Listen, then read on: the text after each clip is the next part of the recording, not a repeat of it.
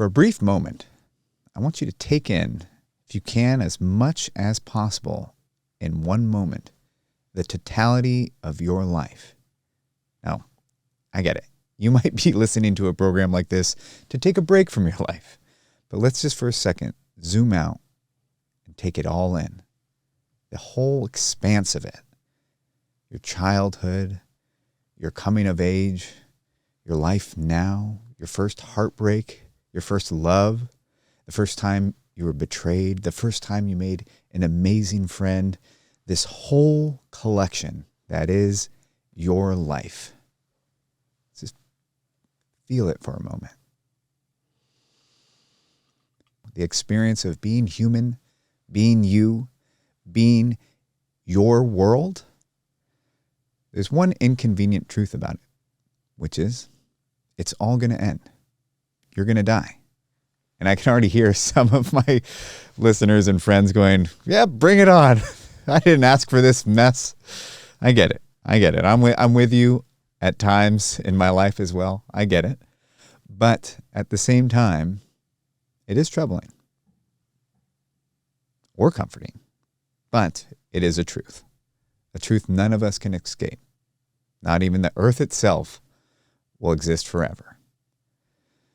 So what do we do with this information? That we have a chunk of time that is ours that will end. Well, the answer is, for a lot of people, nothing. Pretend it doesn't exist. There are people who think that almost everything we do has to do with avoiding the terrible truth that we will die and the fear that comes from it. Some of us decide to extend it, that we are immortal. We create afterlives or things that might happen afterwards. And who am I to say what is ultimately true? But what I can say is true is that your time here is going to end. And that shouldn't be something you avoid. I know it's deeply uncomfortable, but at least in the Western world, we don't have a lot of death on the forefront. Matt Hahn and I were on a hike lately, and he pointed out that, when Westerners die, what do? We throw them in coffins. We hide them. We bury them. And was comparing it to some other traditions like Tibetan death meditation, where people will donate their bodies to a monastery so it can openly decay for people to meditate around for the period of time that it is decaying. And one day you will come and you will watch the changes in the skin, and then next day you will come and you'll watch as it's picked apart by the scavengers, and another day you will come and watch as some of the bones are scattered, and to spend time contemplating this truth that you will die. At a young age, I was terrified of death, and at a young age, I found great comfort in the idea of an afterlife, and was the driving force for me falling in love with Christianity. The first time I fell in love with Christianity, I think I'm having a little bit of a second go with it, in maybe not the devout religious way, but in a deep appreciation for some of the traditions and rituals and ideas that are part of the faith and part of the practitioners of the faith, which I think is what I love the most. Our guest today is Kate Bowler, who wrote 2 incredible memoirs about her process of finding out she was going to die sooner than she expected, much sooner, which are titled Everything Happens for a Reason and Other Lies I've Loved and No Cure for Being Human and Other Truths I Need to Hear, which read incredibly in that order if you are going to read these books. And they're incredible. They are a unvarnished look at her process of confronting the same thing all of us will be confronting one day. So here you are, human, 30 trillion cells made up of reclaimed 11 billion-year-old atoms, spun together by some strange physiological alchemy your mother performed, love her or hate her. That's some deep magic.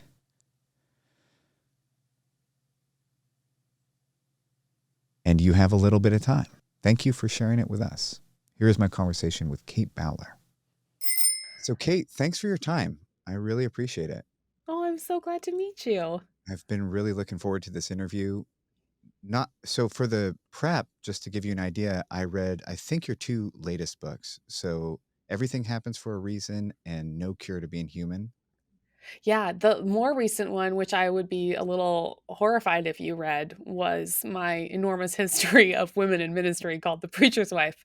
So those are technically my most recent, and then this would be an opportunity for me to just look into your eyes and be like, "Sam, I'm sorry, but I needed my job at the university and that."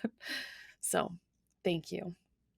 And your work at the Duke Divinity School is actually something I really wanna take advantage of while I have you here. I do wanna talk about your life. I loved your memoirs tremendously, and they read back to back really nicely. Aw. It almost feels like a I don't know if they're supposed to be like seasons, but it felt like different seasons of a show. I didn't notice when one book ended and the other one started. It just became one long story. Aw, that's so S nice. Thanks. so, I like to start these conversations the same way every single time, and this can be as big or small of a question, Kate, but who are you? Oh, well, my most Canadian answer is I'm a Canadian. We always start that way. Um, yeah. And then a Christian, I guess I'd go next. But mostly like if a golden retriever became a person. I think that's I think that basically is my energy. I would love to start because you're an expert on prosperity gospel and because you're somebody with a lot of theological training. I've been very interested in the teachings of Christianity lately, and I'm agnostic. I was raised Christian, and then when I got sober, I became a hardcore, awful atheist. And what happened is I started to notice that the people who had a higher power and the people that were part of group, like religious groups, were just doing better than me. There's just no arguing with it. And Mm, so I reluctantly have been dipping my toe back in and just trying to figure out what feels right. So when I read parts of the Bible or I listen, I'm doing moral readings more than anything else, yeah. and almost like reading them like myths. Like what was it that these people that put these books together are trying to say is important because they've thought about it, and I've Mhm. gotten a lot from it. So Yeah. I pray very reluctantly, and that I don't know who I'm praying to. Yeah. But if we could, I feel like most people have an idea of what prosperity gospel is, but since we have you here, what is it specifically? Sure. Well, it's fun to start with a definition because it's so often misunderstood. The term prosperity gospel is usually used kind of as a slight, as a diss to people who believe that God wants to reward them with health and wealth and an overarching sense of victory in their lives. And just even knowing what to name it has been part of this kind of mystery that I felt like I was kind of like a detective in a strange historical fiction narrative when I was trying to figure out how to be a historian of a thing that had not yet been named and the history not accounted for because it's the belief that God wants to give you health and wealth and victory is a belief that started in the late 19th century as a result of nascent theologies about the power of the mind. That the most important thing spiritually about us is our power to create using positive thought and word.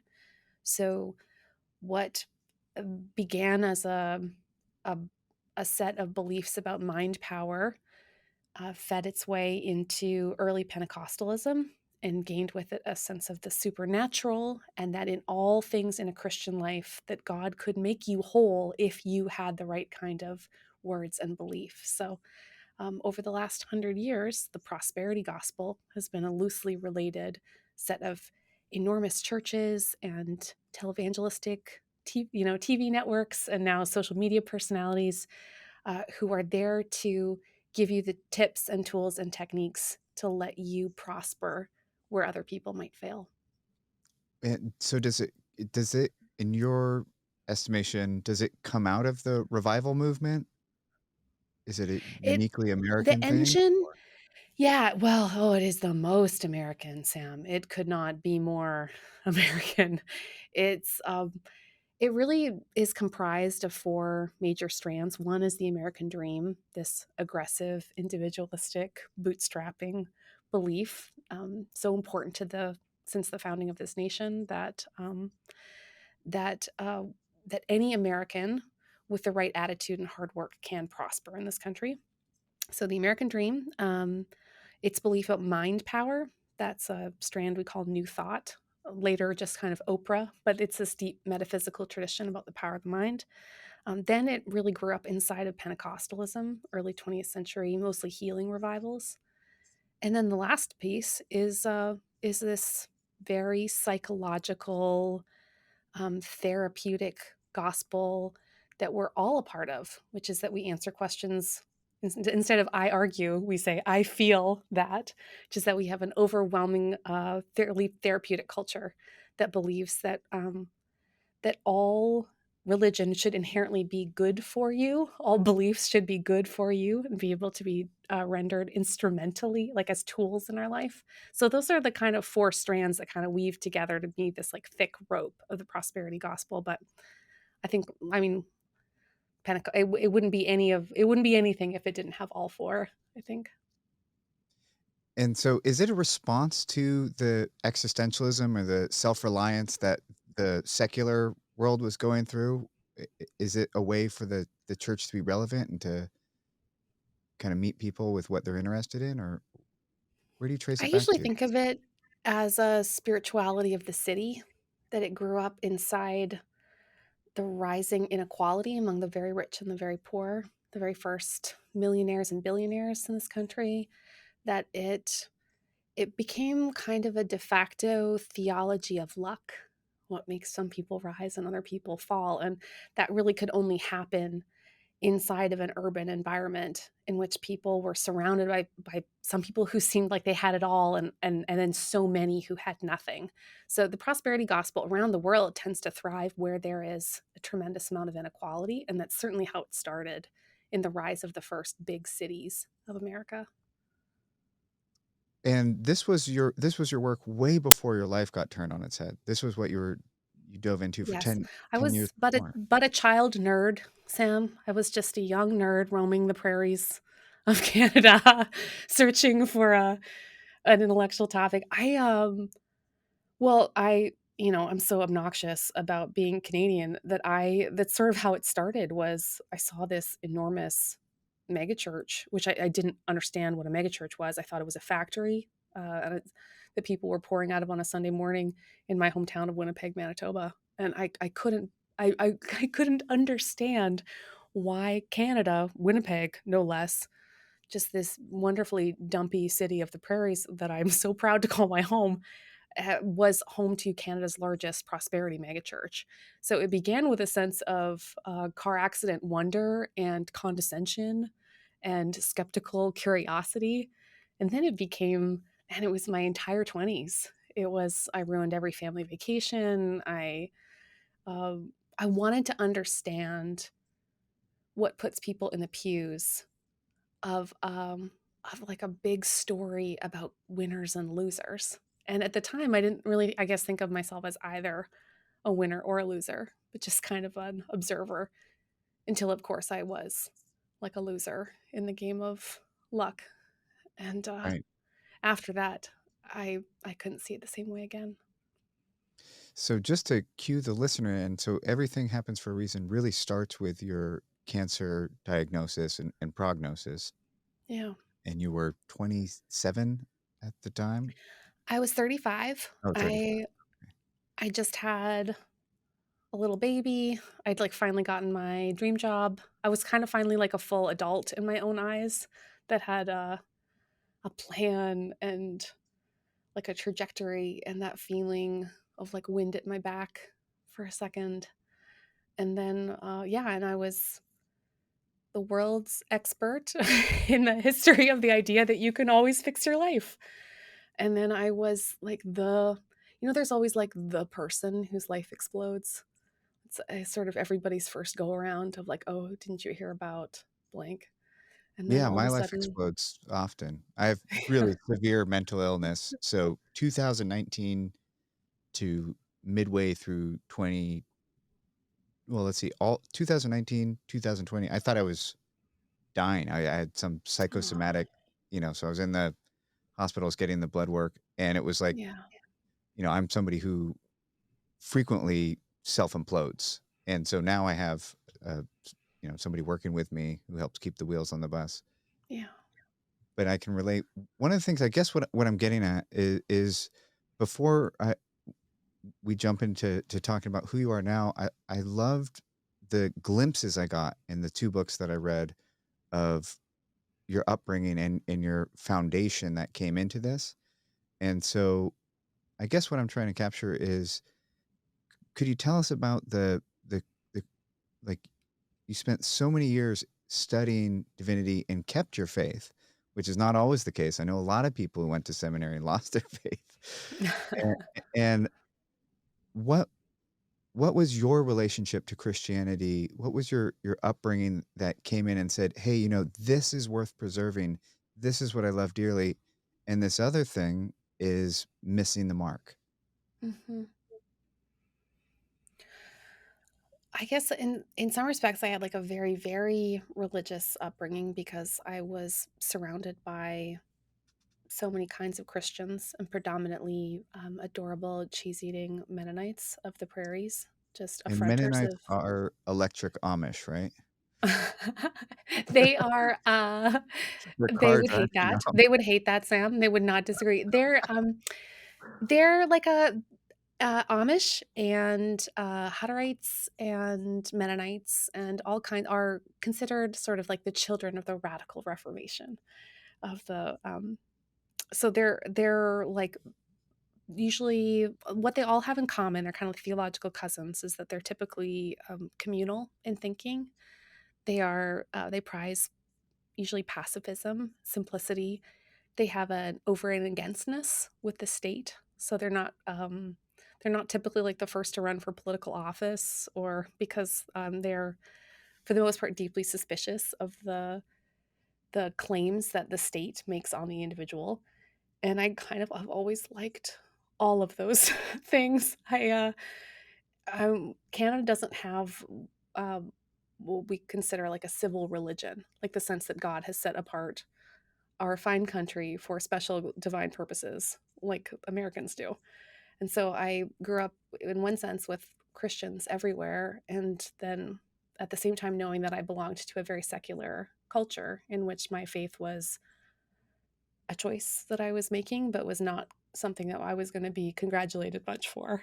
And so when I moved to the States for the first time, I was like, holy cow, people have a lot going on with a cultural expectation of like a de facto Christianity. So I think I never really felt like my faith had to be rescued from like either a project about patriotism. And it certainly I didn't need to be reminded that no one really cared what I believed. I always felt like that was in there from day one. So what do you think that the Mennonites got right? What do you think carries? Because one of the things that comes up in the book for me is I share a lot of the same thoughts, especially when it comes to like modernity and how absolutely separated we all are and how individual we all are. And Yeah. in my journey of trying to understand, like, what what is working here, why in the intentional communities, I have a friend who went and visited all the communes, all the intentional communities kind of creating their own societies. He said the only ones that stick together long term and don't devolve are the ones that have some kind of faith. And he's Mhm. not a big person of faith, he was just an observation.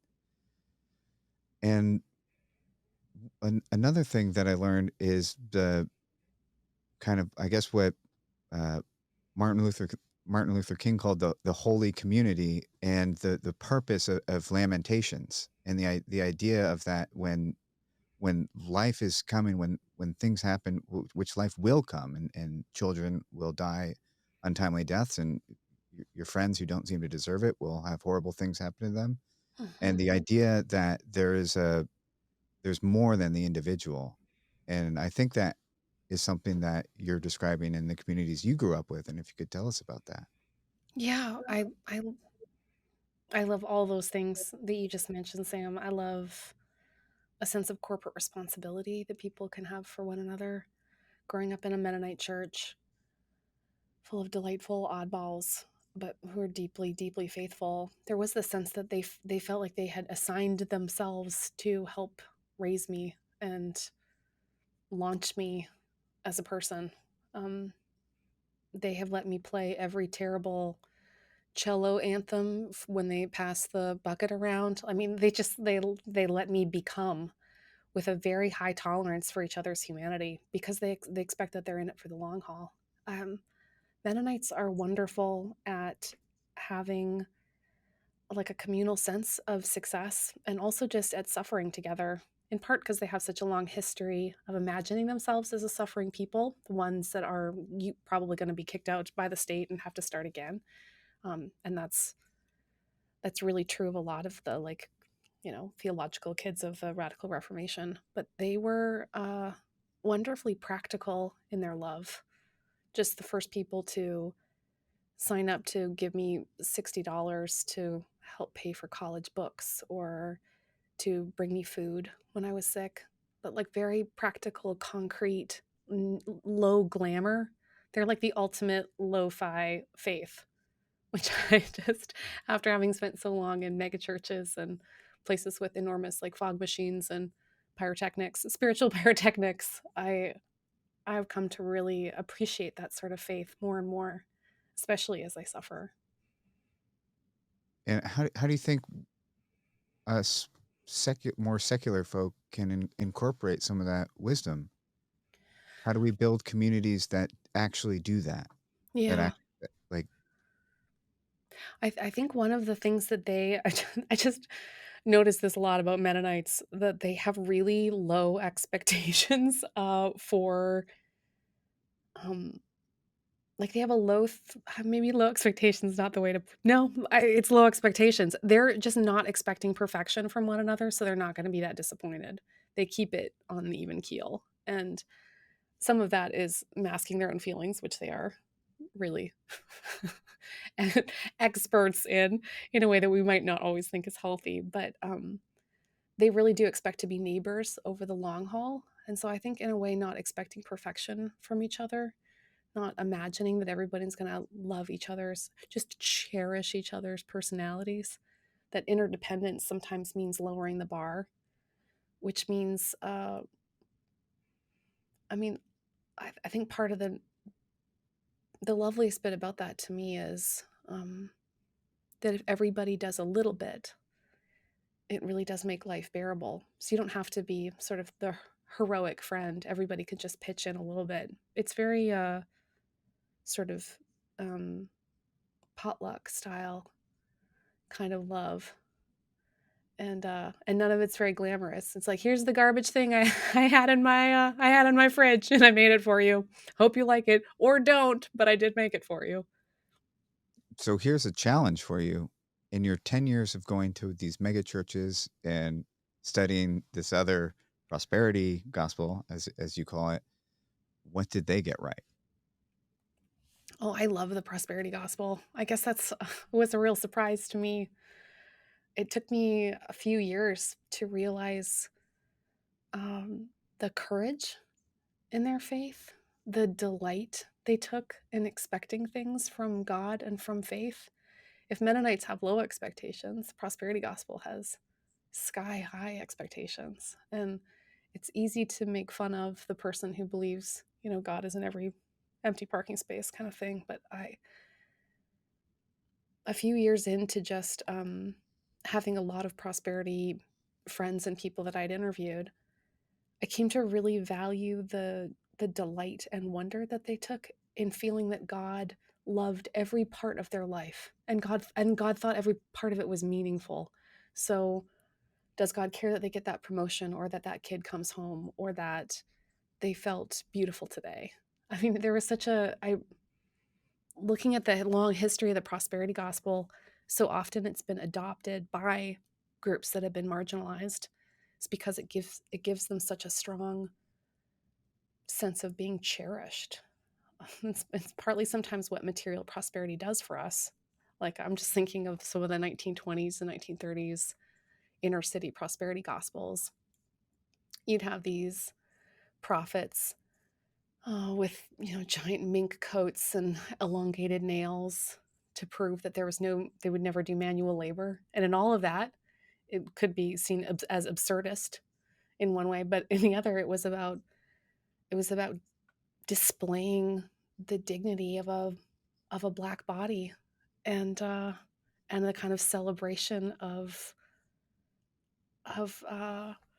all the pleasures that a body can have. So I found in the prosperity gospel like a sense of playfulness and delight, and also dignity that it can give you when you feel like you are um, chosen and loved and worthy of all good things.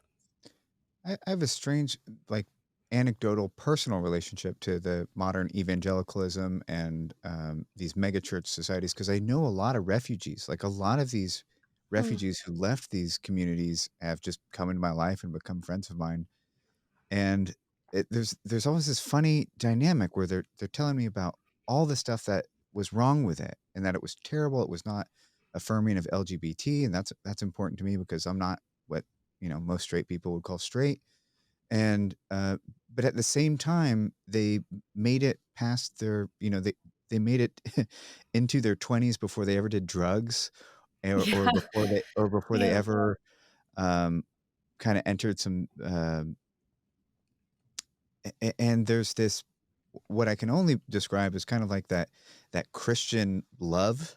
You can Mm. see it in their eyes. It's a little twinklier where uh, where they're not quite sizing you up right away. They're just taking you in as you are in front of them. Mm, And so there's this strange polarity between their experience, which a lot of them had bad experiences, and then the person that they are in. If you were to throw them in a mall, they'd stand out as people with more integrity, more, better character in my estimate.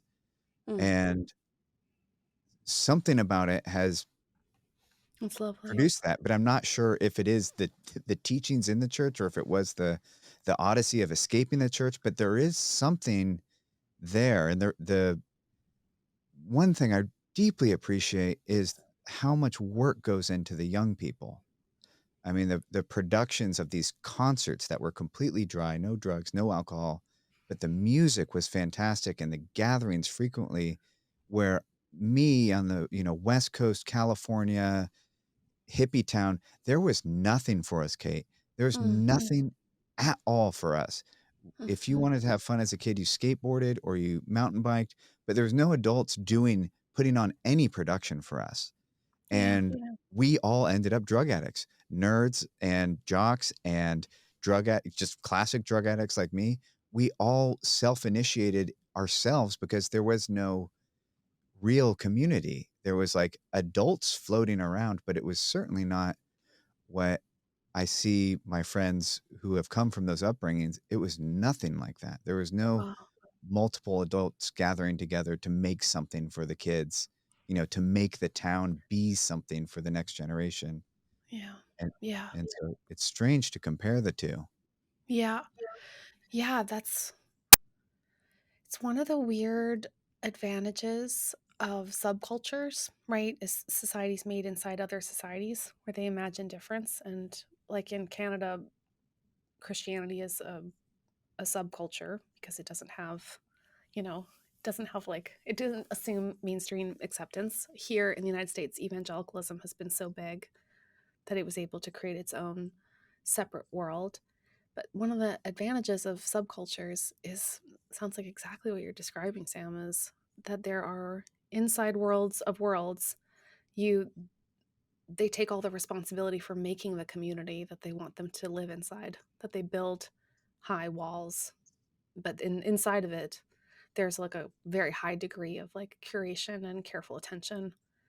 And certainly like the spiritual formation of kids and what they do, and giving them 200 games so they try not to have sex with each other has been a huge part of the conservative Christian subculture. And it does create really strong, it creates its own music, it creates its own slang, it creates its own like celebrities, but certainly it gives people a very intense sense of belonging. that can really communicate a lot of love. Yeah, that's the main thing that I've kind of focused in on is like when I'm looking around and kind of learning about how I want to be in the world and it's like, oh man, like the building of communities intentionally, I think is it's certainly in the recovery community that I'm a part of, one of Yeah. the major forces is that you are instantly handed a community and you're handed a purpose, which is Well, you suffered, you got this for free, this community. Now it's your job to go give it away. But hmm. the funny difference about recovery is that you're not allowed to, it's attraction rather than promotion. So you can't go evangelize.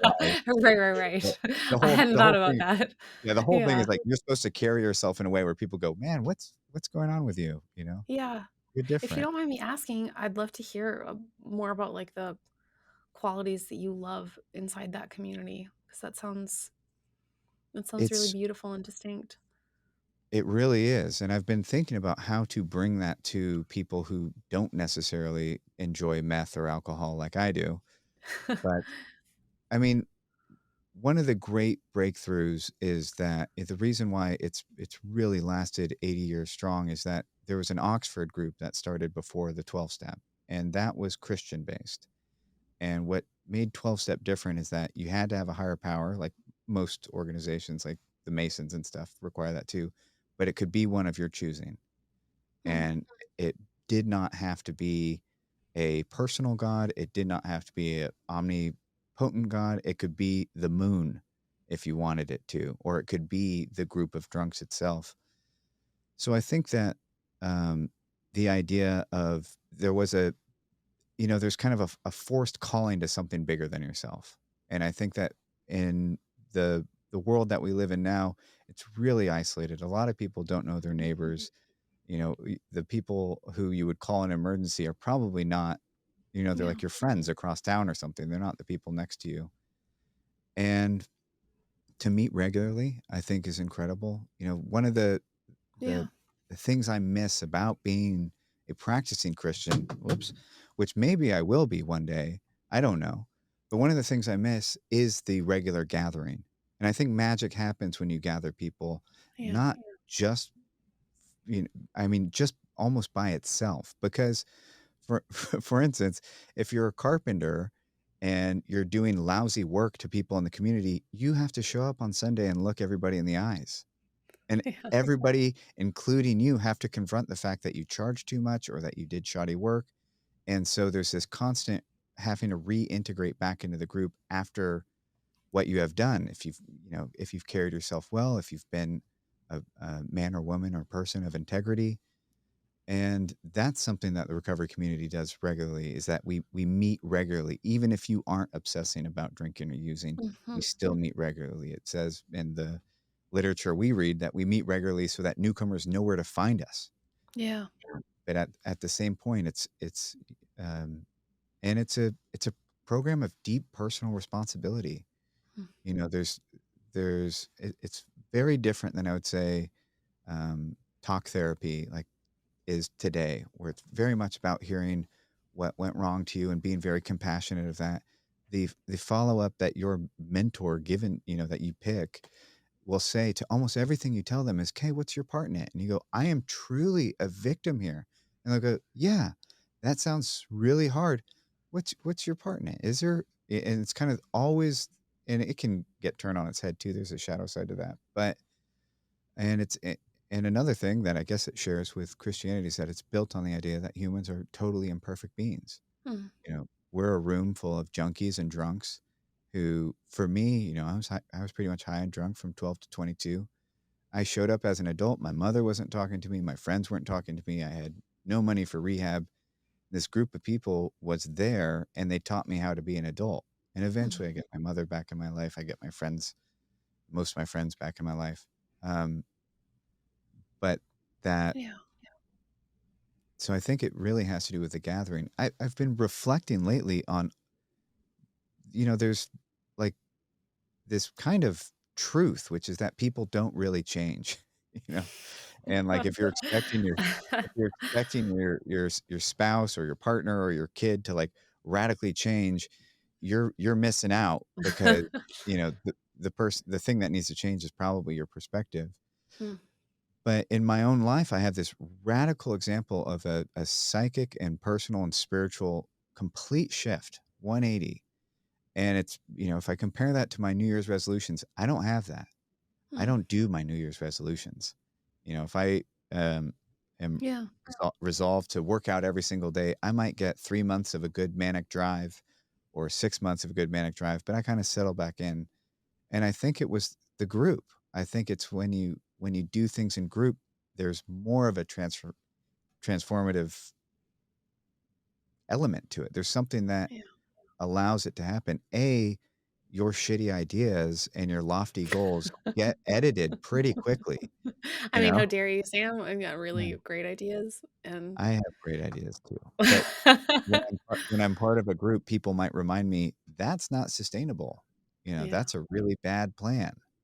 Maybe instead of running a mile every day, maybe the goal should just be to exercise every day because you might Mhm. not be able to run a mile. Mhm.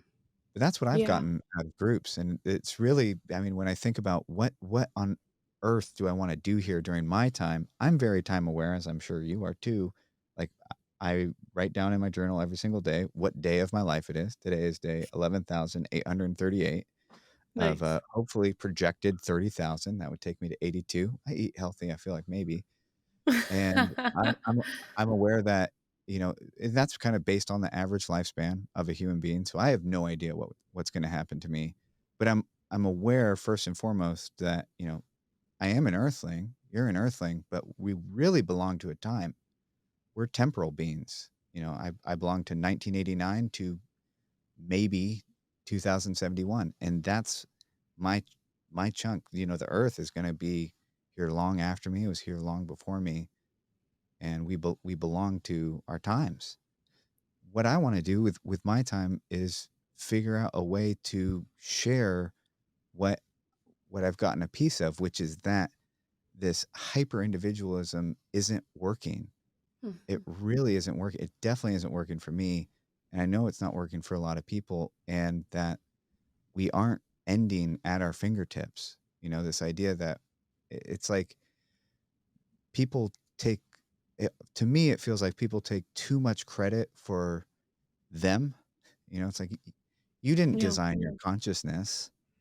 You had very little to do with it. If I mean, it had to do with your upbringing, I'm sure, and your culture that you grew up in, but you kind of just became that. And Yeah. I'm sorry if I'm rambling. I don't mind at all. You don't end at your fingertips reminds me of an interview I did one time, for the Everything Happens, podcast with, Abigail Marsh. She is a fear researcher, and she studies altruism and, like, why she did, like, a wonderful interview set with people who, for instance, will, like, donate a kidney to a stranger, that kind of thing, like, what, prompts people to do these incredibly unselfish things. But one thing she talked a lot about in her book is the feeling that we are the literal feeling that we are more than just our bodies. Like if you give us tools, I guess for some reason right now I'm picturing Edward Scissorhands, but like if you give us extensions of ourselves, that we immediately expand in our mind to accommodate those things. And that it's such a wonderful, it gives us such wonderful imagination for the interdependence you're describing, that we are, if we are not only, if we don't only belong to ourselves, that our minds can actually, expand to imagine other people belonging to that, other, yeah, I guess that's then how she came up with her sort of, very thick account of why generosity happens at that level, is because people don't fundamentally imagine themselves as different and separate from each other, and are Right. therefore even prone to be like, okay, so then my kidney is your kidney. Yeah, well, to succeed right now, you have to be like a master of so many things. You have to be an accountant. You have to learn how to do your finances. You have Yeah. to, know Yeah. how to have some kind of trade. You have to know how to pay your taxes at the end of the year, how to feed yourself properly, how to exercise properly. And it just doesn't ever feel manageable to me until I enter into some kind of group. Yeah. And Like, I'm with you. I I gave up on being an individual roughly the time I got sick, because I realized that I couldn't manage myself, especially if I was gonna die, and then who was gonna be there for my family, and so individualism was just, like, a non-starter for me, and I had always felt very guilty about that, in part because I had accepted the idea that we are supposed to be self-making and only weak people, need friends as much as I do, or and so I developed in my own little mind the idea that I was like one of those medieval buildings where they're trying to figure out how to add an extra story on top, and they're like, "Gosh, we really don't know how to build that high. We're not architecturally there." And so then they just started adding these support structures, right? They started adding buttresses, then buttresses on buttresses, and I was like, "Oh, that seems actually a lot more like my life than other things. I'm gonna need like a lot of flying buttresses." So that's what I call my best friends in my life. It's not the most flattering term, but I was like, "Hey, flying buttresses, thanks. We're gonna build this. If we're gonna build this life, I'm gonna need just a lot of external scaffolding." for me, it's the biggest change that I've made in my life this year is that I was really struggling, and my therapist basically said, I don't think that somebody that, a single child with a single mom and somebody who was very sensitive, I don't think that you should be working with yourself. Like, I think you need to either get into a company or you need to take on a business partner. I go, I can't afford a business partner. He goes, well, you can't afford to keep doing this. And Yeah. taking Reese on it and doing this together has changed the entire process for me. And he was also my best friend before. He basically got uh, Cute. opportunity in between jobs, and I basically said, "Do you want to be poor with me for 5 years and try and do this?" He said, "Yeah." Yeah, he's like, "Yes." You're gesturing. Does that mean that Reese is right there? Oh yeah, he's producing the show. He pushes all the buttons. Reese, can I see your beautiful hey. Hello, best friend. And my taxes are incredibly hard for me, and it brings up a lot of emotion and a lot of financial insecurity, and they're not for Reese. And he told me today that his garage is a mess. I'm like, what? Your garage is never What? a mess. And he goes, I'm buried. Can you come help me? That's Yes. amazing. This garage is not going to be difficult for me. Yeah. So that is, I really think one of the most important things we can do while we're here is to be part of groups and to make Yeah, I groups agree. and to build community. That's why I started a project. I got tired of doing this by myself. Yeah, it really was the second I got sick. I was like, well, if I'm going to do anything, I'd really rather all do it together. So the very best part of my day is that I have a place to go where there are other people that I enjoy being around, and then we make things. I have this little project here now at Duke University, and we make podcasts, and we make like blessings, and we respond to like hundreds and hundreds and hundreds of pieces of mail every week. So we hear the like, we get to feel the pulse of people's pain and joy and hope. And we get to all shoulder that work together, because I find it completely overwhelming if I was just to like take all that on by myself. But now it just feels bearable, and not just bearable, but actually fun. And then we make jokes, and then we make those jokes into signs, and then we put them up on the hallway. like live laugh ugh is a sign now that brings me so much joy. And one time I was like, yeah, okayest life now instead of best life now, and then they made that into a sign. And that's, to me, is like such a perfect externalization of the joy of like this kind of relief that we're describing, is not doing it alone. Yeah. I want to ask you something completely honestly, and you can answer honestly. There's no pressure. Are you are you comfortable doing the deep dive on your sickness and your mortality and that kind of stuff? Or are you not Yeah, interested in that sure. kind of conversation? Oh, that's very sweet of you to ask, Sam. It's totally fine. Sure. Yeah, well, generally when I write about something and do the cathartic part. It's kind of once it's done, it's I don't really want to talk about it. So I uh, know exactly what you mean. yeah, It took me a while to get used to because the things I realized I was willing to write were very different than the things I was willing to say. So yeah. it's always like it's definitely taken a bit to be able to like verbalize expensive truths in particular. Okay. Well, if it gets not fun for you, you'll just let me know, and that can be like a Aw, cool that's very experience for the sweet. audience to hear about boundaries. Thanks, Tim. That's so nice. So, starting in the book, um, oh my gosh, I'm blanking. The first one is everything happens Oh, for a everything reason. happens for a reason. Yes. Yeah. You get sick and it really changes your life. There's a line, I forget which book it's from, but control is a drug and we are all hooked. And one of the things Yeah. that happens, especially with a change in your health, but also you see this with heartbreak or divorce, is you lose your future. You know, Yes, like that's right. we are a conscious species of great apes that is able to peek into the future and design. We bargain with it, in a way, Yes. and we can Yeah. trade time now for things later, and we can, you know, decide to move rocks today so we can enjoy a pit tomorrow. And it, it's one of the most devastating feelings. One of the only things that has brought me close to suicide is completely losing my future, whether especially with partners that I imagine being with forever. Oh, yeah. And Yeah.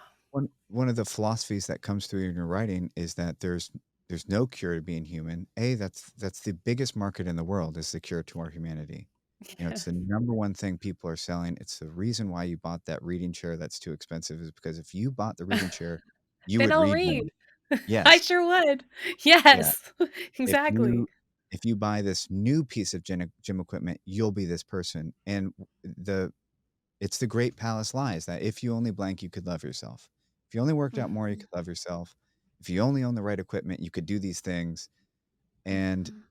you know, a line I heard in a show the other day that blew my mind is it was we were rewatching Westworld, and Anthony Hopkins goes, "People don't come here to find themselves; they know who they are.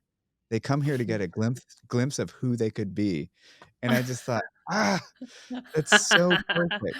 Like Yeah. we know who we are deep down. We're not uber life hacker, marathon runners, superhumans. We're not Yeah. that. What we want is a glimpse that we could be more than we are. We're the people who like probably should be writing more, but instead we're watching an extra show. That's who I am. At Yeah. least I'll speak for myself. Yeah. And the coming to terms with our humanity and our limits and our comfort and our body's physical limits is one of the real, I think, one of the real journeys you can take here in this time is to Mhm. figure out, like, yeah, who am I? What do I actually like doing? What is the the healthy, um what would we say, the like right embodiment of health for who I am. You know, I've Mhm. done I've chased it all, Kate. I've done steroids. I've, bulked up. I've gotten really big, felt super hot. I don't keep it up. What really works for me is like somewhere in between steroids and working out every day at 5 and not working out at all. There's like a in between Yeah. where Sam sits very well. And so with I've totally blanked on where I was going, but I could say, what is this journey of accepting that, things are completely out of your control? What Yeah. does it look like Yeah. along the way? Chronic uncertainty, the one where I make plans and then they come apart. It's a feeling as a culture we've been getting used to as pandemic people now. But my first go round at this was that I used to be a person who just imagined unlimited futures all the time.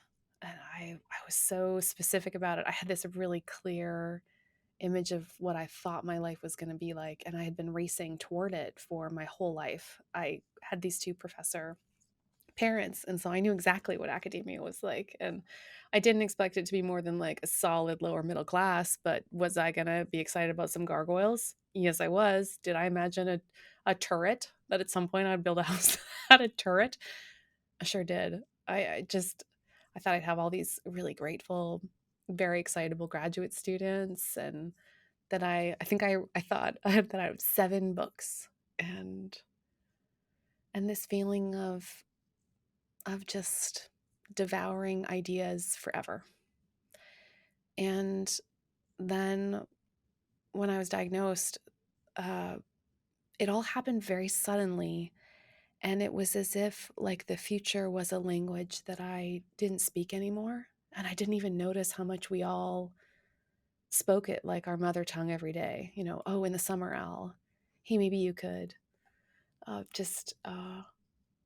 And it was my favorite place to be. And I realized then that it wasn't even that it was like that crystallized forever future, but that I was always living in the middle distance of possibility. Like I'd be in a Yeah. beautiful wood and I'd think, oh, I can, like, when will we come? I had talked about this with your mom. It's like, when will we come back? Like, I'm just like making plans. I'm not even where I am, but I'm in the version of myself that comes back here a lot. Well, can't I just be the person that came here this time? Is that not going to work for you?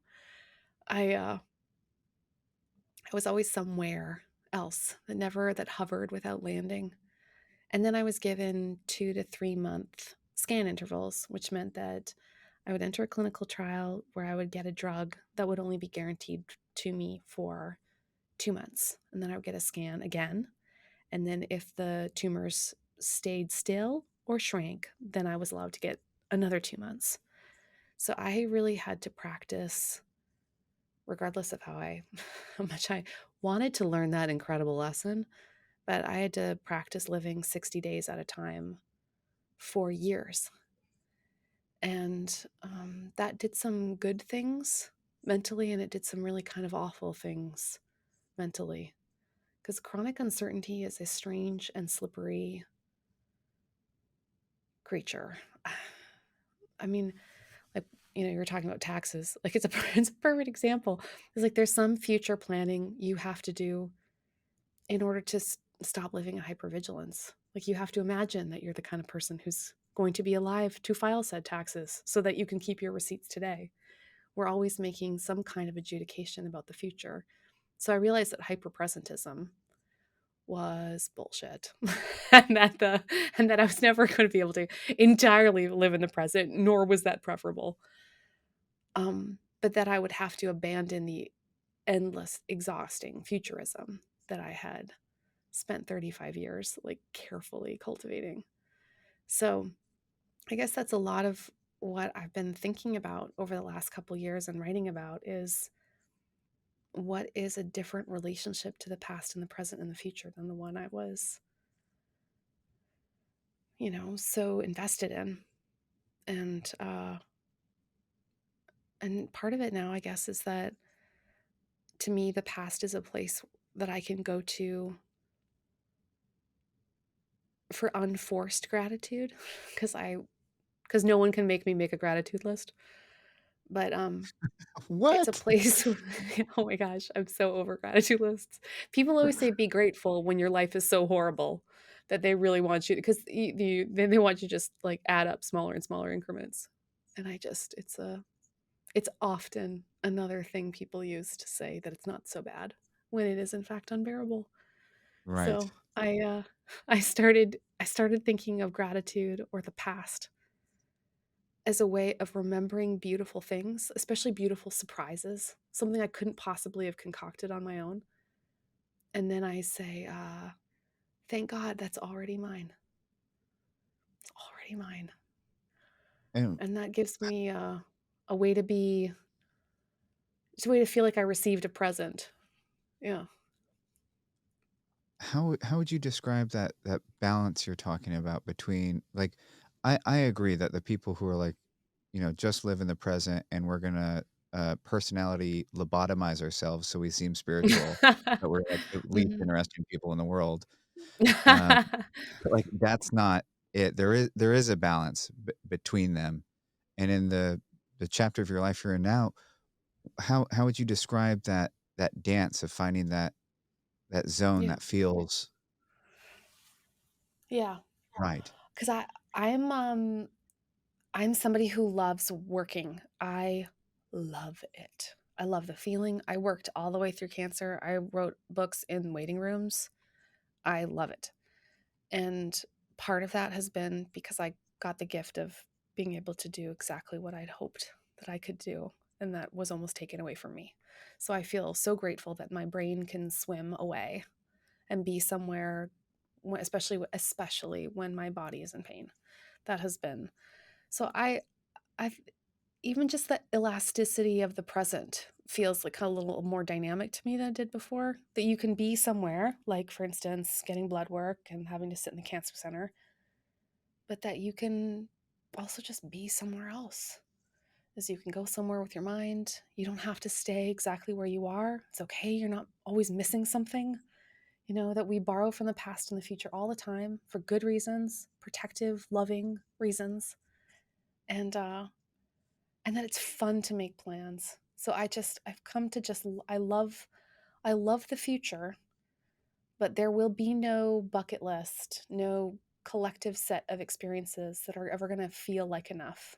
It will always make me hungry. But I've just I've made my peace with that of not having that kind of peace. To me, being hungry for more, for the future feels exactly to me like being alive. And so I can always tell it's like a good sign when I'm like nice and hungry. Hmm, that's beautiful. One of the things that stuck out to me a lot, especially as a father, I have a 12-year-old, and he's starting to really think about like how do I help guide him into manhood. I didn't have a dad, so this is all new to Yeah. me. You wrote about your hopes for your own child that you wanted to raise tough softies. I wrote down knows the pain of the world and be better for it. And there's something right there that I wanted to kind of drill into and hear more about, because there's one line in a book, but it spoke pages, and there's something to that, to where um like, yes, if you're just writing gratitude lists, they can become so shallow and such just another exercise. So uh, I don't know, just a useless exercise. But I wish I had a word to describe what it means to be appreciative with your eyes wide open to the Mm, horrors of the yeah. world. And Yeah, it that's right. it, it seems like you've thought about this a bit. So I was wondering Yeah. to Well, ask you about. it was mostly because I had to not because I had to undo a version. Because in my other version of parenthood was preventing him from ever understanding pain, preventing him from seeing and feeling the weight of like the evil and the undoing of the world around us. But in that model, if I'm the one that gets sick, if I'm the one that brings pain into our home, then that makes me actually the bad thing. It makes me the thing that happened to him. And that Right. also wasn't really true, like true in a deep sense of what love does, where love is the wide spectrum of the ability to see the world as it is, to help each other find our place in it. But that if I could find a gentler way of helping us both be honest about the not enoughness of life, then that would require a very different parenting model. So I now no longer think it's my job to be just a shelter, just a antidote to pain, but that I want to be like a loving witness to the world as it is. And I hope then that we can that our love for each other will give us both courage, especially to serve. Because right now I'm in a season where I'm feeling pretty great. That means then that it's a time to give back. It's like that hydraulic, we give and then we get and then we give and then we get, but we like the job is to keep pouring ourselves out, knowing that other people are there. They're going to be there to fill us up. And I guess it's sort of how I feel about the way I love him. Is I want to be there to fill him up, and we pour it out, and then we're right back to it. And how do you how do you explain it? I too want the like I want the home to be a shelter and a place of love, but I do also want it to be a training grounds for life. And I feel like I was kind of Yeah. dropped on my head a bit, the first time I was betrayed, or the first time, a friend stole from me or broke my trust, or the first time, they all Yeah. caught me off guard. I feel like I should have been told first thing, like, bad things are going to happen, and your Yeah. loved ones are going to die. And um, some of them, you will never even know until, like overdose and car accidents, and like you won't know until it happens. And um, Yeah. how do you have Yeah. that conversation with your child? How do you explain that? Yeah, because those to me are like the two themes I think a lot about is hope and courage, right? Hope for me, the kind I want to teach is not optimism. It's the sense that placed, God is in the future drawing us toward a big story about love. So it's not hope in ourselves, it's not self-reliance, it's not. So, I mean, I think the kind of hope I want for him is that he feels like he is part of a really deep history of love that he can't possibly get out of. But then also courage, right? That we have to like face the world as it is, that we have to look suffering directly and say that this world is not enough, and that we are certainly never enough without one another. So I feel like the courage piece was something that I lost somewhere in a like millennial parenting plan. The need for it. So yeah. Yeah, hope and courage. But it can't be optimism, and it can't be self-reliance, and it can't just be endless self-esteem. Yeah. And while I have you here, what's the difference between faith and hope to you? It's so funny. We just talked about that in my History of the Prosperity Gospel class the other day. I think the definition of faith was a cultivated expectation and things not seen. I think that was the Pauline definition.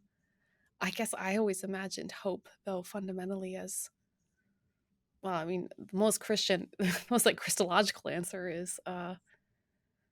is Christ's salvation of the world. But I think I always just kind of imagine it as like that hope is like an anchor, just and there's like a long story that it's like we're being pulled like a rope toward.